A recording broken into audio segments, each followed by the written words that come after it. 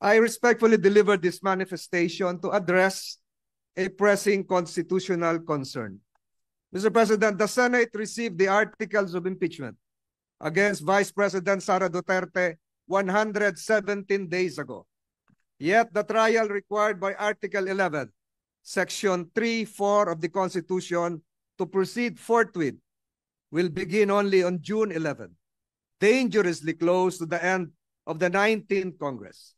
This delay compromises due process and undermines our role as an impeachment court. Under the 1987 Constitution, the Senate of each Congress acts separately and independently of the Senate of the Congress before it. Only 12 senators remain after each election, insufficient to form a quorum. Thus, unlike the U.S. Senate or the Philippine Senate under the 1935 Constitution, we cannot carry unfinished proceedings into the next Congress. Allowing the 20th Congress to take over this trial would be ultra vires or beyond our constitutional power. Jurisdiction over impeachment is exclusive to the Congress that receives the complaint.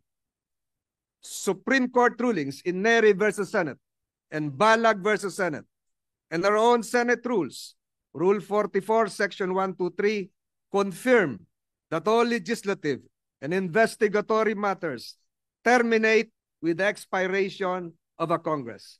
This principle is affirmed internationally. Jefferson's Manual provides that unfinished business do not carry over into a new Congress. If we cannot conclude the trial before June 30, 2025, we must recognize this impeachment case is functionally dismissed by constitutional operation and no action can be taken by the 20th Congress on the matter for lack of constitutional authority. Mr. President, kahit anong pilit, hindi maitatawid, lalo na't kung lalabag sa saligang batas. Let this manifestation be entered into the official records and journal of this chamber. I will likewise submit a version of this manifestation complete with footnotes for proper documentation.